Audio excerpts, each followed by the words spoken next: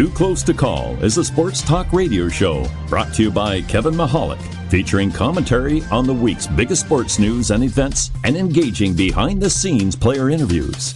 While specializing in Philadelphia sports, Too Close to Call will also discuss issues and events happening on a national scale.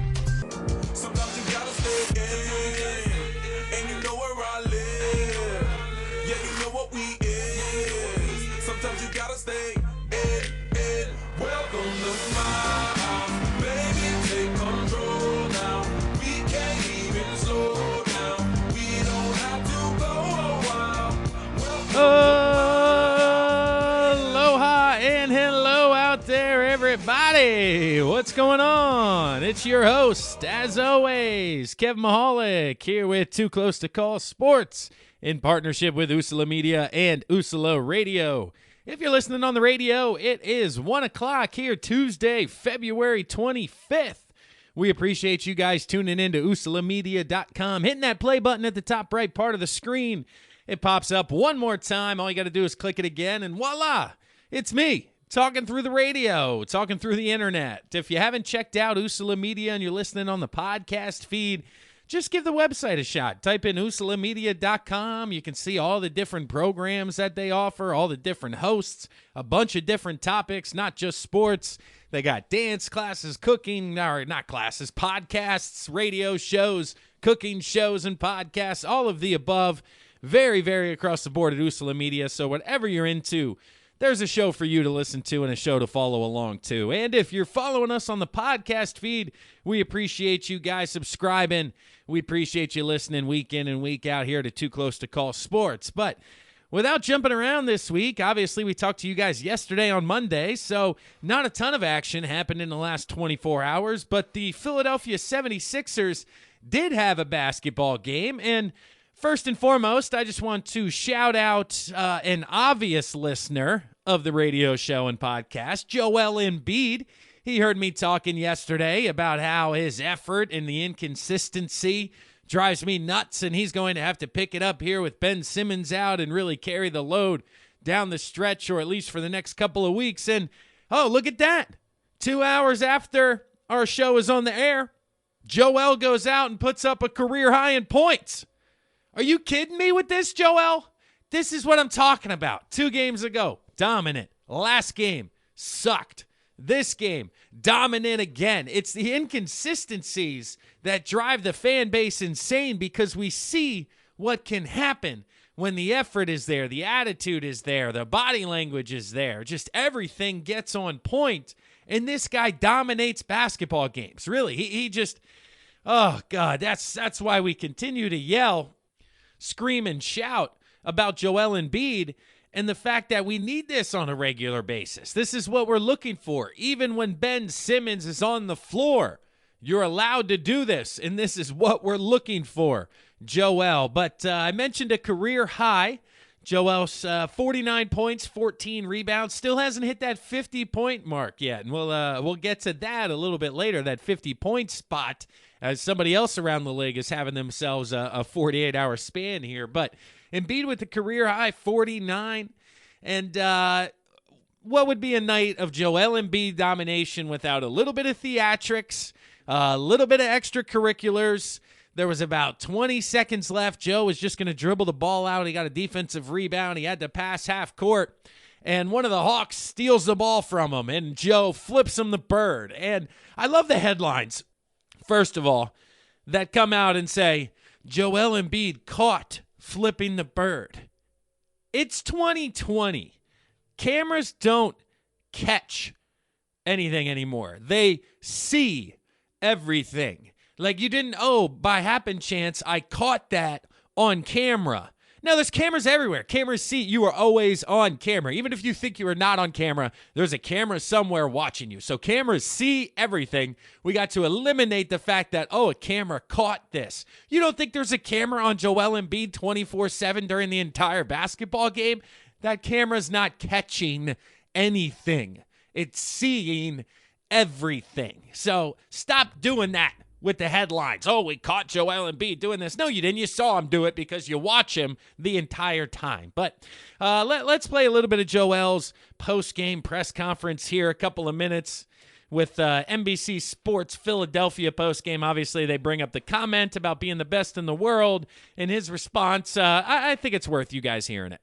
The audio does jump a little bit in the beginning. So if you're hearing this and it's frustrating you, either fast forward a little bit or stick it out. It's only about 2 minutes and then it gets better, but it's the best quality I could get for you guys out there. So stick through it.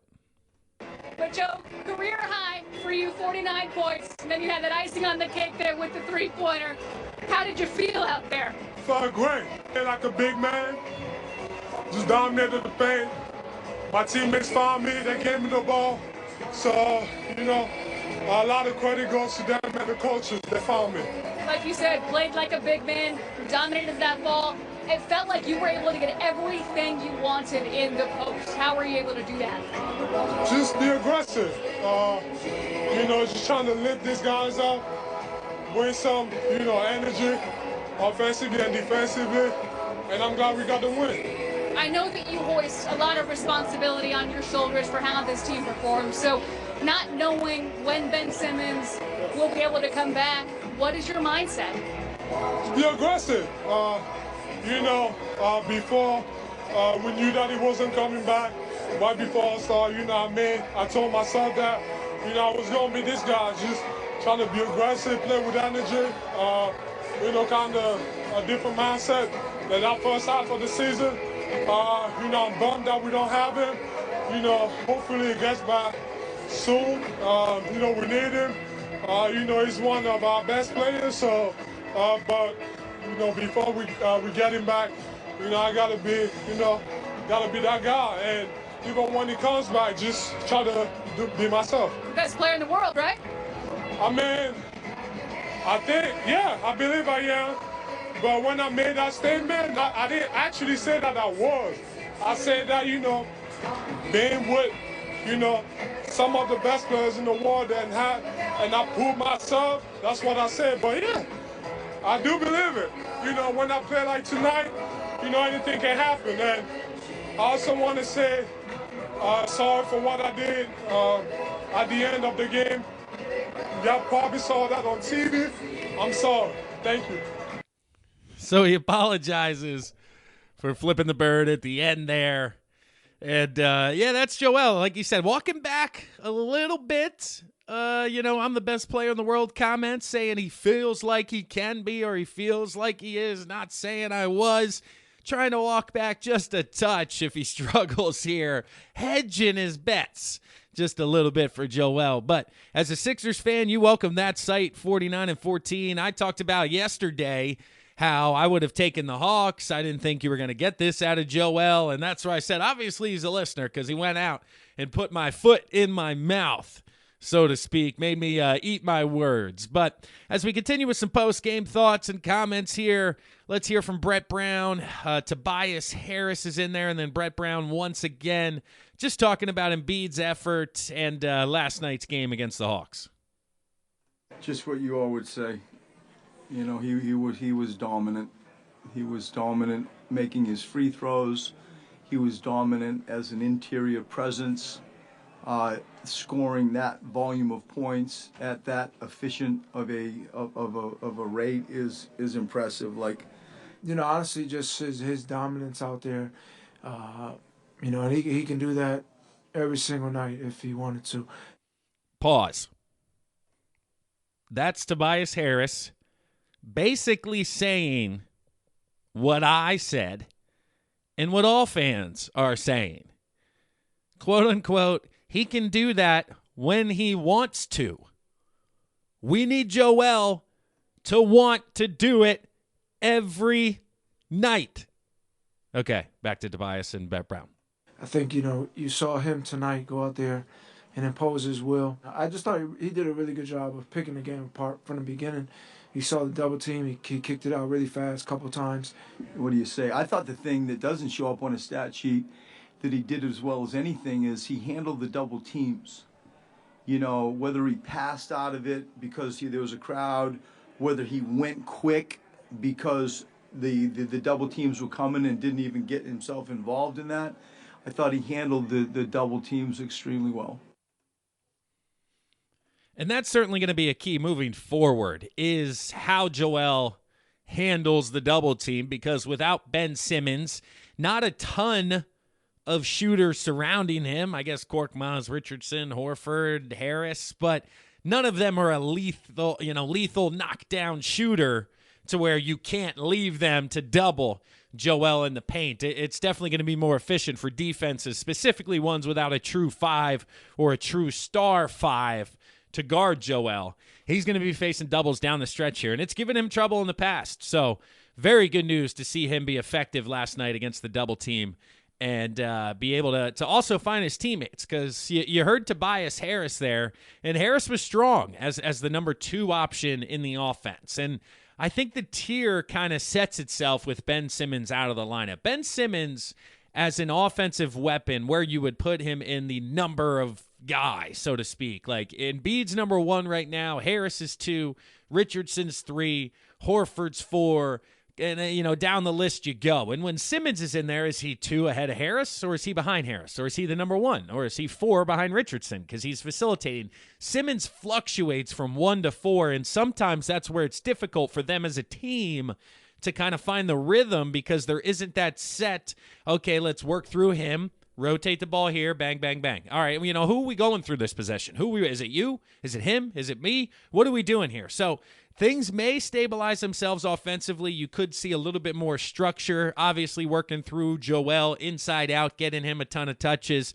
And we'll see if they can be effective with, what they have surrounding them. But a heck of an effort last night. They came out, took a 17-point lead. The Sixers did in the first quarter, pushed the second quarter for a 17-point halftime lead, and then they actually lost the third quarter by 18 points. They were down 1 point going into the fourth quarter, smoked them in that quarter, ended up winning by 17 again. It was like, what is happening here in the fourth quarter? You just thought the Hawks weren't going to come out of halftime, roll over and die? No, you got to keep playing full 48 minutes here. So that, that's it for the Sixers talk. Let's see.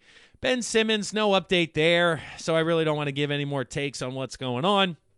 And in regards to the schedule coming up, they have the next 2 against the Cavaliers and the Knicks, so you got to get those 2. Obviously, one's on the roads, one's at home, but either way, got to win the ball game. And then they go on the road for the West Coast trip. This is where things get interesting, because we know this isn't a good team on the road. Now they're without Ben Simmons. We'll wait and hear about Tobias Harris. Who knows? I don't know. Clippers, Lakers, Kings, Warriors. Clippers and Lakers, obviously 2 tough contests. They'll be in the same building, few days in between, so they'll be able to stabilize in L.A. Then they head to Sacramento and then to Golden State. And you would hope 2-2 on the road trip is obviously your goal or intention. You want to win them all, so to speak. But 2-2 on paper seems to be the bare minimum, I guess I would say, of an acceptable road trip. I can see them going 1-3 just because it's on the road and they don't do well. That's where I'm shooting for 2-2. But people are going to want them to go 3-1. People are going to want them to split the Clippers-Lakers games and then take both the Kings and Warriors matchup. And if not, they're going to be frustrated, because right now the Sixers are still 5th in the standings. And the 6th spot is as low as they will go if something happens here, because 7-8 are under 500.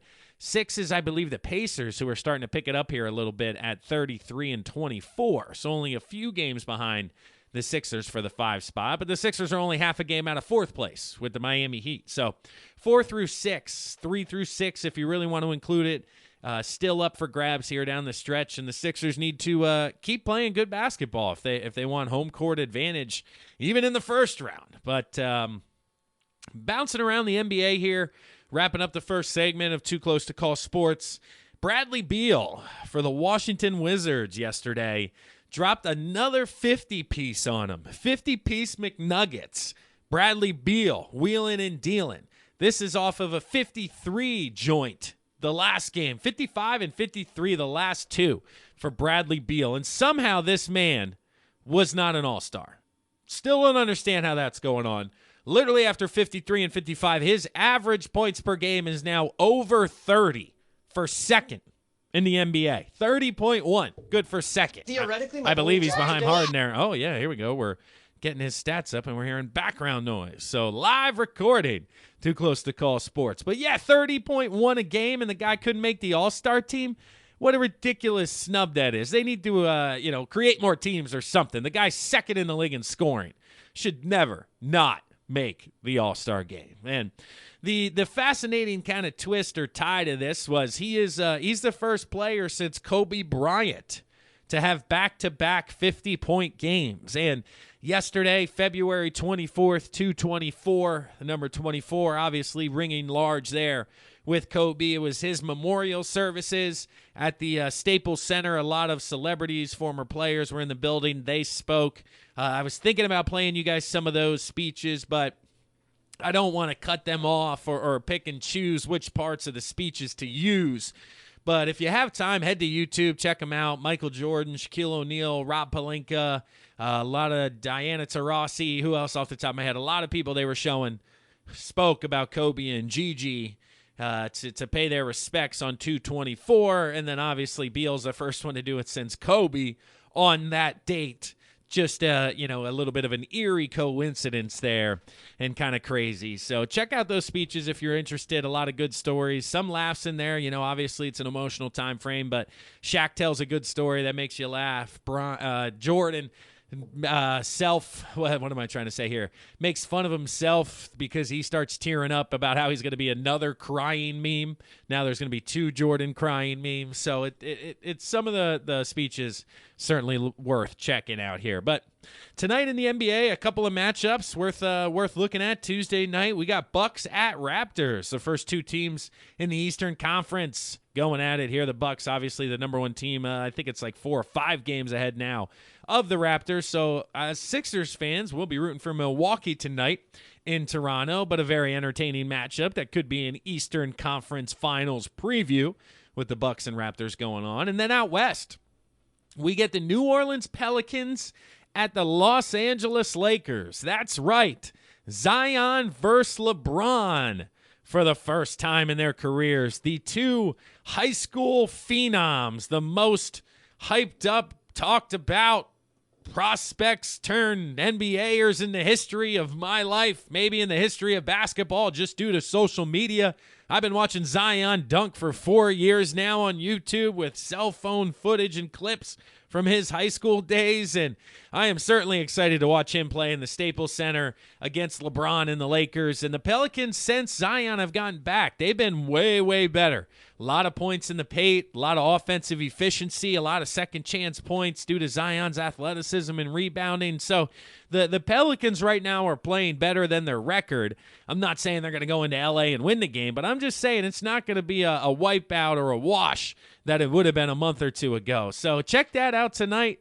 The Pelicans at the Lakers. That's got to be on TV somewhere. I would assume ESPN's carrying that one for the late night special. But that wraps up the first segment here at Too Close to Call Sports. We talked NBA hoops. Philadelphia 76ers, Joel Embiid going off on him for a career high last night. And a few different snubs that have also taken place. But we're going to pause right now for a brief word from one of our sponsors. Hang with us here for just a moment. On the flip side, we're going to come back talking Flyers trade deadline. Then we're going to wrap all this up with some football talk. We got the Combine. We got Birds. We got things to talk about. But hang with us here for just a sec. Kevin Mahalik, Too Close to Call Sports. Let's continue tonight. Come on, celebrate. That's how we do. Sometimes you gotta stay. And you know where I live. Yeah, you know what we is. Sometimes you gotta stay. Welcome to my house. Baby, take control now. We can't even slow down. We don't have to go wild. Welcome to my And welcome back, everyone, to the second segment here of Too Close to Call Sports on Usala Media and Usala Radio. I appreciate you guys listening today, Tuesday, February 25th. If you're on the radio, it is a rainy day here in Philadelphia, greater Philadelphia. If you're listening on the podcast feed, I think the weather's getting a little bit better during the week here, so hopefully it's a beautiful day, windows down, while you're listening to this. But the reason I mentioned the date is because the 24th, yesterday, Monday, was the trade deadline across the National Hockey League, and there were moves made across the board. The Flyers were busy. Their competition was busy. Everybody was wheeling and dealing, and the Flyers made 3 trades, 2 of them affecting the NHL level, and then one of them at the AHL level, which is the minor league level of hockey. So we won't get into that one too much here, but I do want to talk to you guys briefly about the moves that were made, as well as play you some audio from both Coach Alain Vigneault and GM Chuck Fletcher as they comment on yesterday's wheeling and dealing for the trade deadline here. But the Flyers, again, they made a trade, or 2 trades, both for the bottom 6. You have 12 forwards that dress 3 on a line, 4 lines, and the bottom 2 lines are your depth lines that you roll out there when it comes playoff time, and the Flyers felt like they needed to get a little bit more experienced, a little bit deeper. They didn't want 18, 19-year-old kids getting those quality minutes just yet when it comes playoff time, so I understand the decision here. As well as we talked about in episodes past, if they were going to make any sort of move of significance, they were going to have to give up Gostisbehere or Lawton or somebody else you really didn't want to give up, just because we are tight when it comes to the cap. So they didn't have a lot of money to work with unless they were going to give away some of that money, which they did not here. And the first gentleman that they got is named Derek Grant from the Anaheim Ducks. They got him for a prospect forward, Kyle Crisculio or something like that, and a 4th-round pick. So basically a prospect who's just a guy, and then a 4th-round pick. So Derek Grant for a 4th-round pick. He comes over from the Ducks, but he is a little bit of a journeyman. He's played for 6 teams, it looks like, here over the course of 7 seasons. So he has bounced around, which is never a great sign, because obviously if a guy's good enough, nobody's going to let him move on. You know, he's going to stick around, but he's also been in the league. I mean, look at Stefan Wisniewski, the left guard who's won 2 Super Bowls in the last 3 years with 2 teams. That's a journeyman getting it done. So let's see. Senators, Flames, Sabres, Predators, Ducks, Penguins. He was a Penguin. Boo. He was traded to the Ducks from the Penguins in January of last year, returning to the team that he has the most tenure with. This season, he does have a career high in goals with 14 goals in 49 games. But don't expect that luck to kind of continue, because he's shooting a ridiculous 17.3%, meaning he scored goals on, it looks like, oh, good, they did the math for me, 14 goals on 81 shots. Yeah, they don't go in that often. So that career high is a little bit blown up. They got him more for his defense. He can play all 3 positions, and he's got 20 points. So just a depth guy, 29 years old, kind of been there, done that.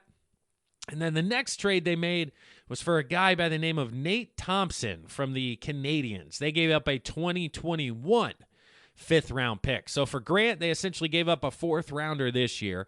Nate Thompson, another center, they gave up a 5th-round pick. What did I just say? 5th-round pick next year. So, depth picks to which a lot of times don't even pan out to be NHLers. Nate Thompson's 35 years old. He's got a lot more experience than even Grant does. He wins faceoffs. He can do some things on the PK. And like I said, they wanted depth and more leadership in that bottom 6 role. And this became evident because they sent Joel Farabee down and TJ Bunneman, I believe it was. But Farabee is the big one who they sent down because they want him to play first-line minutes at the AHL level. They don't want him playing 3rd, 4th-line minutes, barely getting time. They want him to continue to develop and improve over time. And unfortunately, when you're in the middle of a playoff run here where they now find themselves and actually in the middle of a division race, because we're only a few points back of the Caps and the Penguins, they send the kid down to go get more time, more seasoning in the minor leagues. And, we'll hear Chuck Fletcher. We'll start with Chuck. Let's have him talk about Joel Farabee and kind of the ripple effect of these trades, and then we'll play for you the audio with Coach and Chucky 2 trades. Yeah, there you go. Well, he made 3 trades. Ah, man, his nickname's Chucky 2 trades, and he made 3 of them. Come on, Chuck. What are you doing? But here's his take on Joel Farabee being sent down after these trades. Joel, stay down for now. And that was more my decision. I think you guys have probably heard this from me before. I just want to make sure we're giving Joel every opportunity to be the player he can become. He's played fine, and I have no doubt he'll be part of our group again, maybe even in the near future.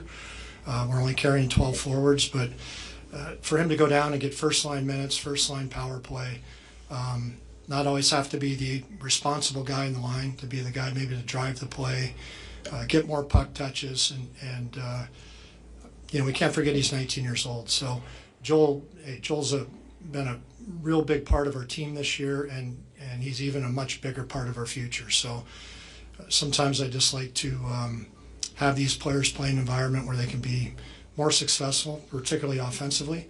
But again, we're carrying 12 forwards. Joel's another one of those versatile guys I mentioned. He can play either wing. He's played first line, second line, third line, fourth line. So I have no doubt he'll be back with us and help us again at some point. But right now we'll just take it day to day.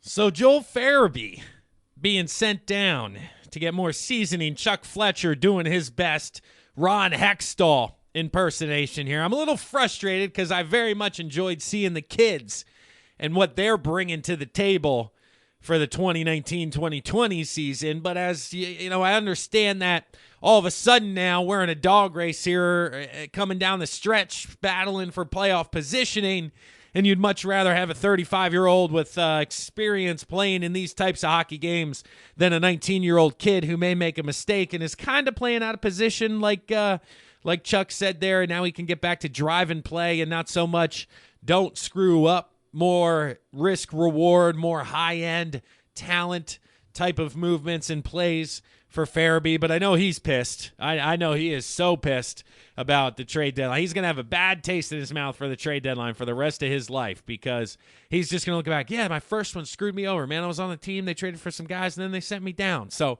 I hate the trade deadline. But all right, let's listen to Chuck Fletcher here talk about the other guys that he added, both Grant and Thompson. Well, we felt, and I think I mentioned previously that we were looking to upgrade our depth at forward. We like our depth in goal. We like our depth in defense, and we've been carrying 12 forwards for a while, and they've played well. But you always worry with 20 games to go if hockey happens and injuries and things like that. You just want to make sure you've covered everything off. And the two guys we brought in are different players, but can play similar roles in a way. Grant is probably a little more versatile. He can play either wing. He can play center. He's pretty good hands around the net. But he's been, an elite penalty killer, good on faceoffs, just a really smart player. And Nate Thompson is a veteran player, another player that has good experience in this league. Can win faceoffs. In particular, he's very strong on the right side.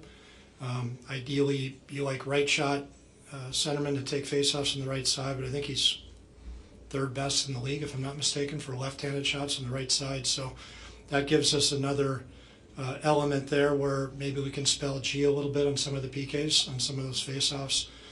He's a gritty player, plays hard, and again, another great teammate. So we like our team. We liked our team before today. Our players have earned the right not only to have some additions at the trade deadline, but also for the most part to keep their roles. And we weren't looking to overhaul our team. We weren't looking to make dramatic changes. To me, the summer's the best time to do that. We made a lot of dramatic changes at that last summer in terms of the number of players we brought in. And this was more about depth, character, experience, specific roles.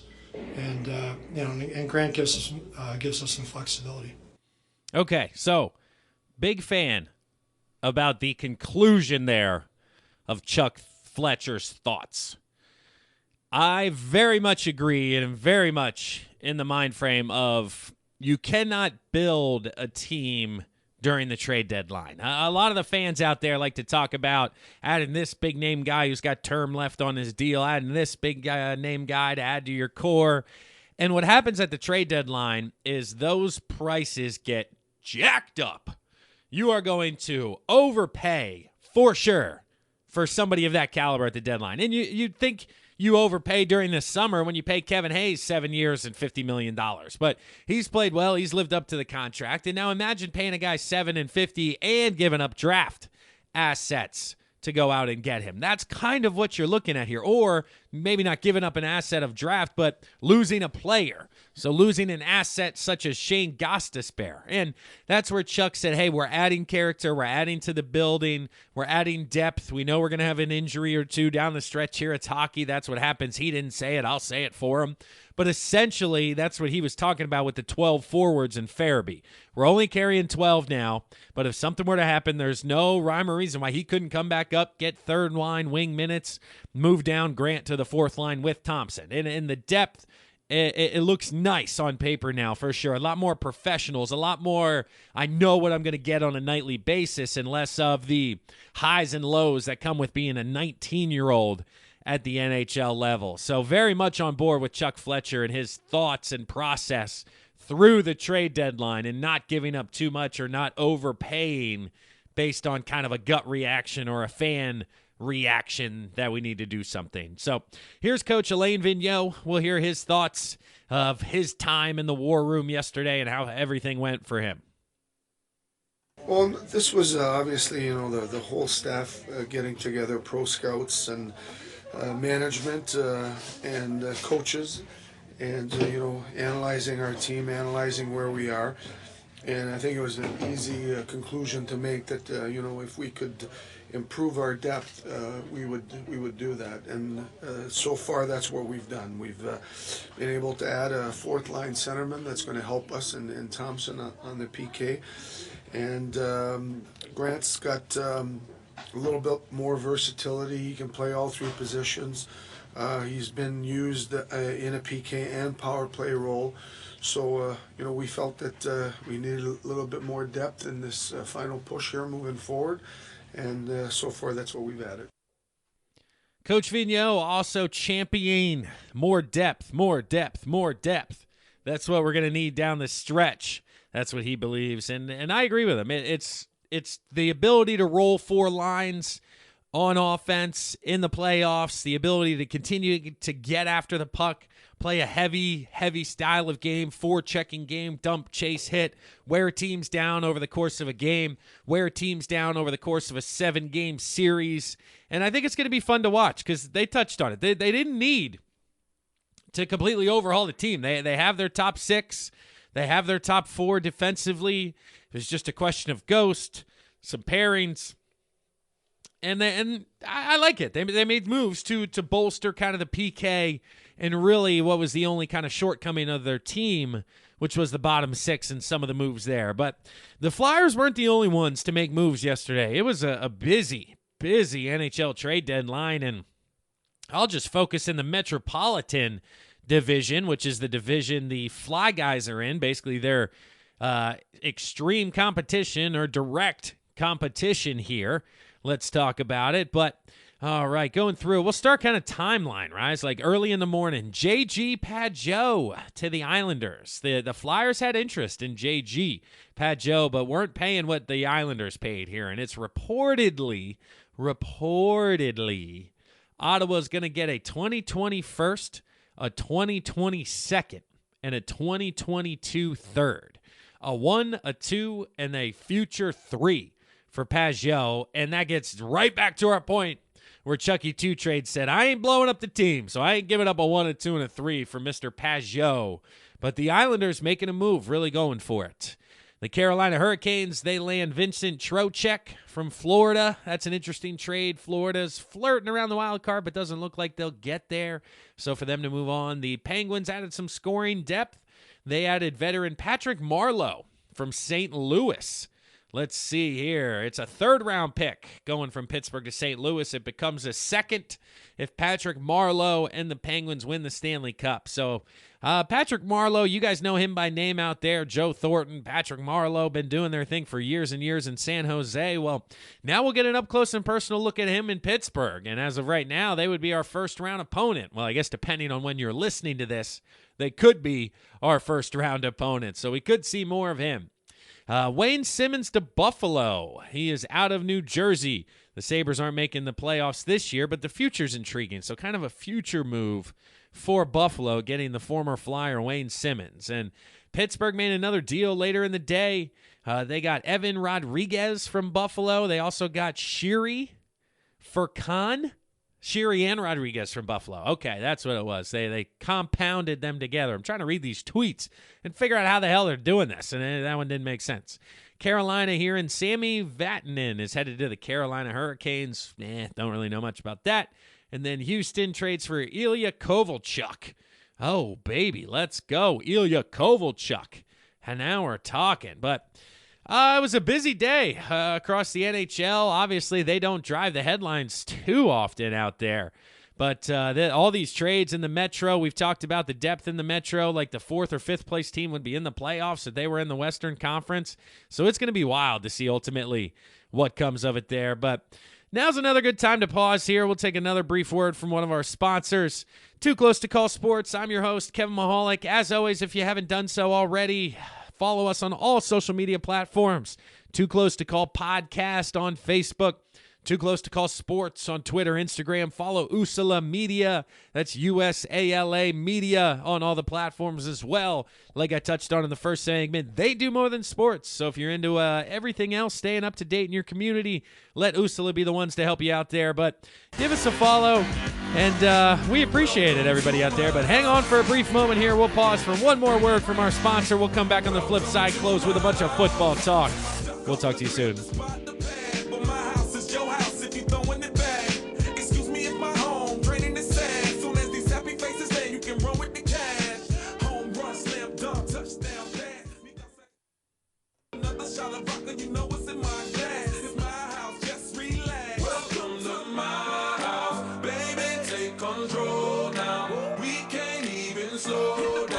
We don't have to go out. Welcome to my house, baby.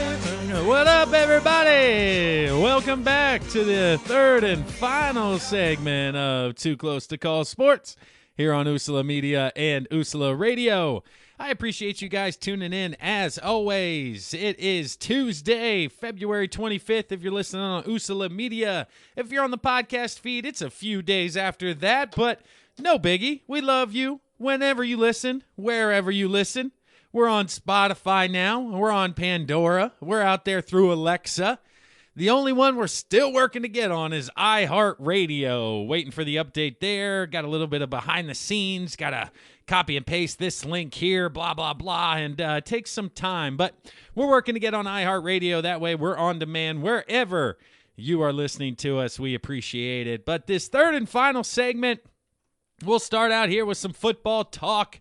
It is the week of the NFL Combine in Indianapolis, the first major event of the NFL offseason. All of the college kids go work out in their gym shorts or tights, tight shirt, tight pants, no football, real activities. So for those of you who are like, does it even matter? Well, it does and it doesn't. Obviously, you get some measurables.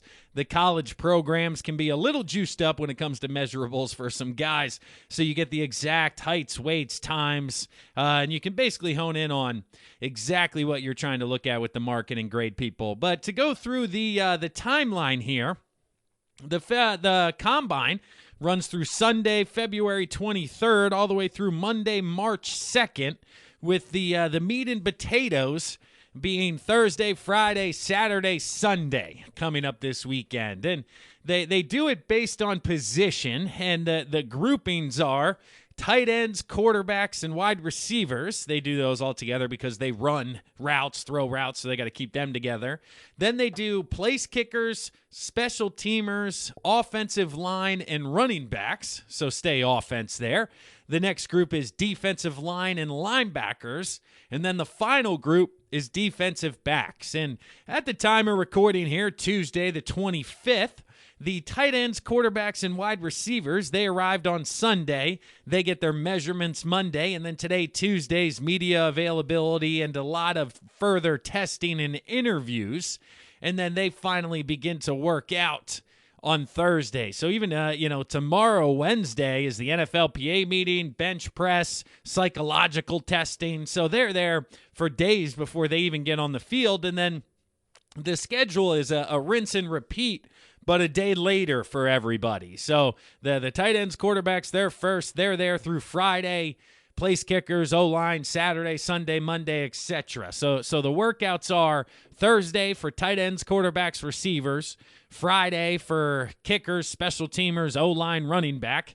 Saturday, D-line, linebacker. And Sunday for defensive backs. And the other slight tweak that has happened to the schedule is that these events are now in prime time. They used to be during the day, during the work day, and then everybody around Indianapolis would go out to dinner at night, and that's where the agents would talk to the teams to the agents, and they're able to meet with each other because, quote-unquote, they're talking about, the draft picks, these kids at the combine. But believe me, they're talking about everybody else. Legal tampering, essentially, is what's going on. Another unwritten rule in football that, hey, you're not supposed to talk about trading Alshon Jeffrey, but they do. And then if somebody walks up, oh, no, we're just talking about this client they have. We're looking at them in the second round. But, yeah, 4 p.m. to 11 p.m. Thursday, Friday, Saturday, and then 2 to 7 on Sunday, available on the NFL Network wherever you are out there. So it's going to be interesting to see and kind of follow along what exactly happens with the Philadelphia Eagles specifically. Obviously, their needs we've touched on the most are wide receiver, defensive back, defensive line, maybe linebacker. So the tail end of the combine is going to be very important for the Birds and basically deciphering who it is that they want to meet with. But early word is out of the interviews. Again, Monday were some interviews, Sunday a couple of them, but wide receivers who have met with the Birds so far, as names continue to filter out, we'll share them with you guys out there. But KJ Hamler, the wide receiver out of Penn State, 5'9", 176. He's really good buddies with Miles Sanders, and he says that he models his game after Deshaun Jackson. So clicking off 2 boxes there when it comes to quality Philadelphia people and getting on the good graces. But good buddies with Sanders. Deshaun, I remember watching him. He's a speed guy. He could be of interest, potentially second or third round if they don't go that way early on. Another individual was a fellow Big Ten alumni, KJ Hill, 6 foot, 195 out of Ohio State. He says he models his game a little bit more after Jarvis Landry. He's a bigger body, 6 foot compared to the 5'9" Hamler. So still a speed guy, but a bigger frame. Another individual is Justin Jefferson. He says he met with the Eagles, 6'3", 192 out of LSU. Obviously, everybody knows that name from the Final Four, the championship, the SEC title game, the year that LSU had. He's the biggest of the bunch. He's the most across the board wide receiver. Hamler's the speed guy. KJ Hill's kind of in between, and Jefferson's a do-it-all guy who could potentially be there when they're looking to pick in the first round. So those are the 3 names that have come out thus far that we know have met with the Eagles, and we'll continue to keep you updated as we go. But on a national scale, some of the measurements have come out here, and it's hilarious because Joe Burrow, obviously the consensus number 1 pick, had an excellent tweet yesterday, and let me pull it up for you because I want to make sure I get the words right here. He tweeted, "Considering retirement after I was informed the football will be slipping out of my tiny hands. Please keep me in your thoughts." And I was like, well, what the heck's he talking about? What is even going on right now for Joey Burrow? And then I'm looking into it. Oh, QB measurements are out. Joe Burrow, 6'3" and 4/8, 221. Hand size of 9 inches and a wingspan of 74. Well, the 9 inches is typically the quote-unquote minimum before any red flags are raised. And, he's not going to be able to grip the pro football in inclement weather. His hands are too small. He's not going to be able to hang. So we all saw Joe Burrow throw for 5,000 yards, and he's obviously trolling the combine and the pre-draft process because, red flag, his hands are only 9 inches. Not going to be able to do it. Don't care what the tape says. Don't care about the 5,000 yards national championship Heisman. He's got too small of hands. Take him off the board. Like, come on. And I don't know. Justin Herbert, 10-inch hands. Eason 9 4/8. Tua had 10-inch hands. Jalen Hurts 9 6/8. So he did have kind of the smallest of the bunch there. Only Jake Fromm from Georgia had smaller hands. But just come on, what are we doing here? And we got winners and losers based on the measurements. Jordan Love out of Utah State, he's the sleeper quarterback, kind of the Josh Allen of this year's class. Basically, he's a stud when it comes to physically, 6'4", 225, 80-inch wingspan, huge hands. So he, quote-unquote, won the measurements. Then we have Justin Herbert weighing in close to 240 pounds. He didn't look like he was 240, so seeing him put on some weight was a win for him and his 79-inch wingspan and 10-inch hands. Jalen Hurts, a unique frame but built very well. Tua Tagovailoa hitting the 6-foot mark. That's another mark where, he's under 6 feet. He can't see over the lineman. If he's 5'11", he can't see over the lineman. But if he's 6 foot, he's good to go. So Tua hits 6 foot even. Raise the red flag there, but that's a win because anything under, clearly would have been a loss. And Jake Fromm and Joe Burrow, it has here as your only losers because they had under 9-inch hands. It's just ridiculous. But I always look forward to the workouts, the 40-yard dash, everything across those lines. We'll be interested in the names as they continue to come out here for the Philadelphia Eagles. But wrapping up football talk, heading over to the Diamond, talking about the Philadelphia Phillies. And the biggest storyline, obviously early out of camp, is the changes to the Philly Fanatic. How could you? Oh my God, the Phillies, what are you doing? You're changing the Fanatic. Hey, calm down. Calm down, okay? The Fanatic has changed years over years over years. If you haven't done so, do yourself a favor and Google, what did the Fanatic look like in 1980? What did the Fanatic look like in 1990? What did he look like in 2000, 2010, and then 2020? And you can see the evolution of the Fanatic of the Galapagos Islands over time and see this has continued to happen. So it's not outside the realm of craziness to update/change some things for the Philly Fanatic. But for those of you who haven't seen it, I'm going to do my best to explain some of the changes without being able to put up the visual here for you guys. But do yourself a favor. Check out the internet and Google Fanatic changes. So first off, the color green, slightly lighter. Very, very close, slightly lighter green. His hands are now free from the fur. The fur kind of comes around the hands instead of being part of the hand. It's allowing him, I'm sure, a little bit more freedom, actually, when it comes to being a human in a costume. He's able to do a little bit more with his hands, kind of interact more. It's probably easier to clap, everything along those lines. What else do we have here? We now have more blue around the eyes. It's a heck of a lot lighter than it was, and there's more of it. Before, there was just a little piece in the middle.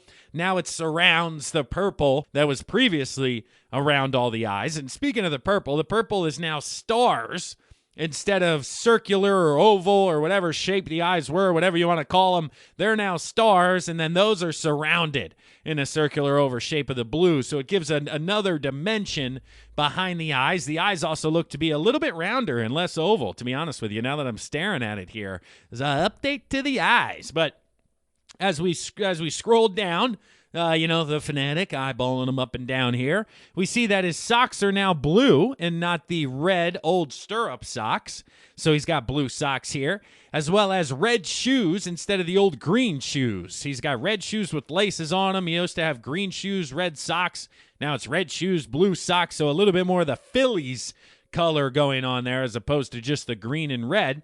But one of the big changes, and the one I've heard the most about, is the scale-like trimming. I don't know what the word is, but he's got scales under his arms, not quite wings, but scales. He's looking more reptilian.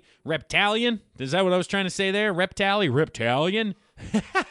But he's got scales under his arms. And then lastly, he's got a solid blue tail. Not green and blue, or, there's a heck of a lot of blue back there, whatever you want to call the start of the tail and the beginning of the, his body, whatever it may be. But he's got a lot more going on. So like 8 or 9 small tweaks For the Fanatic, nothing outrageous. Maybe he lost a few pounds in there as well. Still got that belly. He can swing around, do his thing that way. But down a few lbs across the board for the Fanatic. Personally, I don't hate the huge change. The blue is a little bit getting used to, specifically the light blue behind the eyes and the purple stars. That's kind of like, come on, it's a little bit over the top. But the rest of it is all right. Let his hands be free, the scales. I didn't even notice till I was really staring at him. And then the shoes and socks, sure, make it a little bit more blue, less green. Looks like his body goes down a little bit further, too, as opposed to the socks going up above the knee previously. Now he's got them below the knee here with the new version of the Fanatic. So let me know your thoughts out there on the Fanatic. Call into the hotline. Let me know how upset you are or if you like the changes. 484-238-0735 to have your voice heard here on Too Close to Call Sports as we're wrapping up another edition on Usula Media and Usula Radio. But getting back to On the Diamond for the Philadelphia Phillies, they got a lot going on here on Tuesday, and we're not going to know how it all turns out until tomorrow or the end of the day. But basically, we got a split squad action. Bryce Harper's making his debut. Jake Arrieta back on the mound. Let's talk about it a little bit here. So Bryce is slated to play 5 innings against Toronto today in the home game. That's basically 2 to 3 at-bats, depending on how the offense does. And that's the same game Jake Arrieta. He's been healthy, upbeat after getting his elbow surgically cleaned out, had some bone spurs, bone chips. Basically have to go in and remove those, and everything goes back to normal, or at least that's the hope. So I believe on television today, if you're watching right now, it's live. If you, let's see here. If you missed it because you're listening on the podcast feed, that's okay. Jake Arrieta, Bryce Harper making their debut Tuesday. About 45 minutes south, the Phillies, they'll be playing a split squad game against the Pirates, where Ranger Suarez, who is an outside candidate to get that 5th starting pitcher's job. Everybody's talking about Pivetta and Velasquez. Well, Ranger Suarez, with an outstanding spring, would throw his name into the mix, and this is his first opportunity to do so here, as well as a prospect whose name has kind of picked up some steam, lefty Damon Jones. He's slated to pitch in that game as well against the Pirates. He did well at Double-A, got all the way up to Triple-A, and that's where he's slated to start this season, but he could be in the mix some point down in Philadelphia based on injuries, performance. We all know how that goes, and Damon Jones will be fun to see how he performs against some big league competition here in the spring. And manager Joe Girardi, he's going to travel with the team, so we won't see him on television. You're not going to see him right now. He also wants to continue to evaluate Gene Segura at third base. Gene's down at third base in the travel game, hasn't played third base, but obviously with Didi Gregorius coming in, it's moved Segura away from shortstop and over to third base, in an interesting storyline for the spring. But early on here, the Phillies, they are 1-2. No, they're not. They're 2-1 on the year. They won that game yesterday, or 2-1-1. What the heck is it? Let me pull it up here just to make sure I got it. Oh, excuse me. 2-0-1. They beat the Pirates and the Orioles and tied the Tigers, like we said today, split squad day against the Blue Jays and the Pirates. So baseball is back. Spring training is back. We're looking forward to the action across the board in spring training. Yesterday was the Houston Astros' first game on the road. Jose Altuve basically getting booed the entire time. There were a few other ones that the fans were not as kind to. And like I said, you can expect that the entire season. But it looks like the Houston fans are going a little bit of heel on them. Hate us is a shirt they're wearing with the Houston H, basically trying to say, hey, we won, but so ahead. Hate us because they ain't us is what's going on down in Houston down there, and I love it. I'm all for it. But that wraps up another edition of Too Close to Call Sports here on Usula Media and Usula Radio. It is Tuesday, February 25th in a rainy Philadelphia. If you've listened to this show in its entirety here, I am going to ask you to once again go to iTunes, give us a 5-star review, like, rate, review the pod. On Facebook, we're getting more and more followers. Too Close to Call podcast is continuing to blow up on Facebook. That post we had is over how many millions of views here? Let me pull it up real quick. It's changing by the hour, so I want to make sure we get a live number for you coming up. Let's see. It is up to 2.6 million views, and we've reached 4,300,000 376,182 people. So even though they haven't viewed it all, that's as many people as we've seen out there. So over 4 million people reached on that post alone, and over 1 million people in the last week or month alone. So if you know anybody out there trying to partner with Too Close to Call Sports to get some advertising, spread the word on their company, our posts are reaching 1 million people a week here. So I don't know which company out there wouldn't want to watch or reach 1 million people, that's for sure. But once again, I am Kevin Mahalik, your host of Too Close to Call Sports. As always, we appreciate you guys listening. Do us a favor, like, rate, subscribe, review, share the pod. We'll talk to you guys this weekend with the latest edition of Too Close to Call Sports. Peace.